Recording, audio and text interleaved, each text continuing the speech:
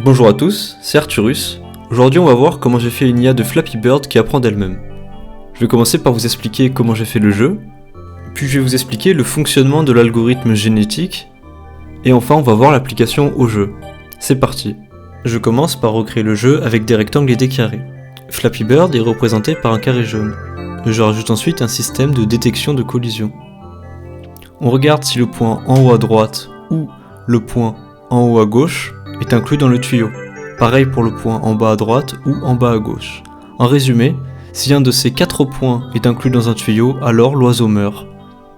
Je rajoute ensuite un score qui me servira pour l'algorithme génétique. Plus l'oiseau avance, plus le score augmente.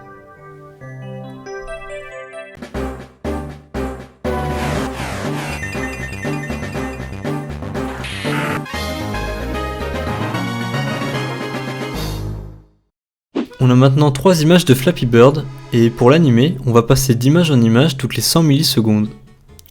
Ce qui donne ça. Ok, donc maintenant on va faire en sorte que l'oiseau s'incline vers le bas quand il tombe. Ah! Toujours pas. Ok, c'est bon. Donc maintenant j'ajoute l'image du tuyau. Je rajoute ensuite l'image d'arrière-plan, et c'est bon, j'ai recréé le jeu. Je vais ensuite rajouter une IA qui utilise un algorithme génétique. Cet algorithme utilise le même principe de la sélection naturelle, qui sélectionne les meilleurs individus pour un environnement donné. On commence par générer aléatoirement des individus. Chaque individu sera contrôlé par un réseau de neurones. Notre réseau de neurones aura accès à 2 entrées. La distance horizontale au tuyau le plus proche, ainsi que la distance verticale au haut du tuyau. On a ensuite 4 neurones cachés et 1 de sortie binaire, 1 correspondant à un saut et 0 à l'absence de saut. On va ensuite sélectionner les meilleurs oiseaux en fonction de leur score, puis ils vont se reproduire en prenant la moyenne de leur poids. Et certains gènes vont muter, c'est-à-dire que certains poids vont être légèrement modifiés. Donc si on résume, on a une phase de sélection, une phase de reproduction et une phase de mutation. Et on répète ces étapes jusqu'à ce que les individus soient performants. On applique maintenant l'IA au jeu en créant 20 oiseaux, et dès qu'ils sont tous morts, on crée la prochaine génération à l'aide des 3 étapes qu'on vient de voir.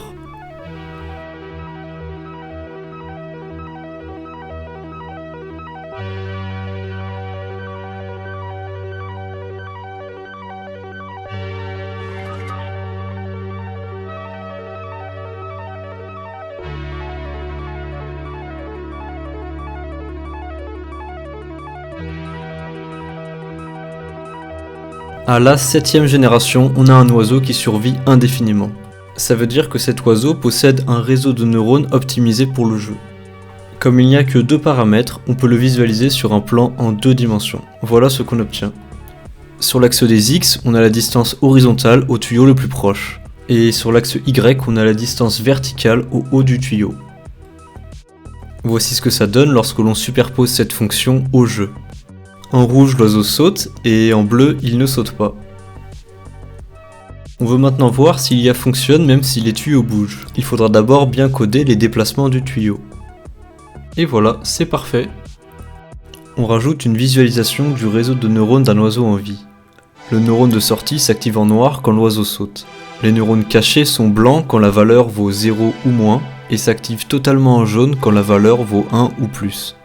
Et entre 0 et 1, plus la valeur est proche de 0, plus le jaune sera pâle.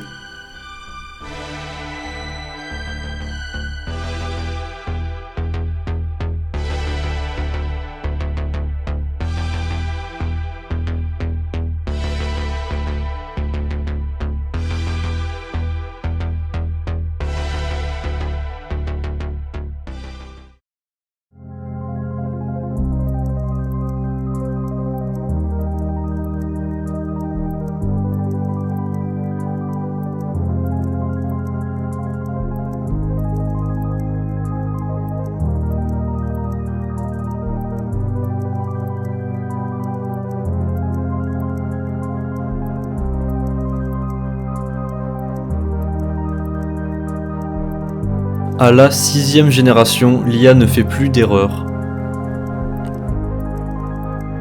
On va maintenant générer 1000 individus en rajoutant un bruit de Mario qui hurle quand un oiseau meurt.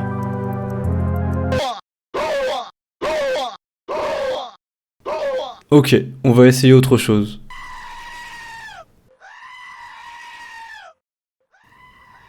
Bon, on supprime. On peut maintenant se poser la question, qu'est-ce qui se passerait si Flappy Bird était 2 fois plus grand? Et vous allez voir comment la musique peut rendre un jeu de tuyaux épique.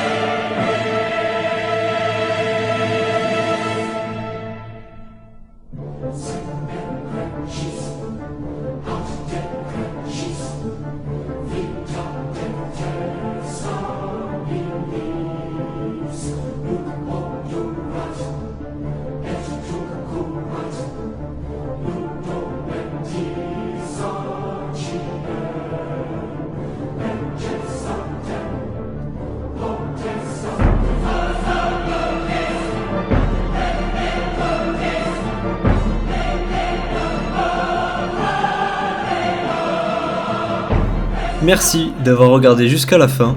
Cette vidéo m'a pris énormément de temps à faire, donc n'hésitez pas à lâcher un like et un commentaire, j'y répondrai. Ça aide énormément au référencement. Le code est en description. C'était Arthurus, ciao.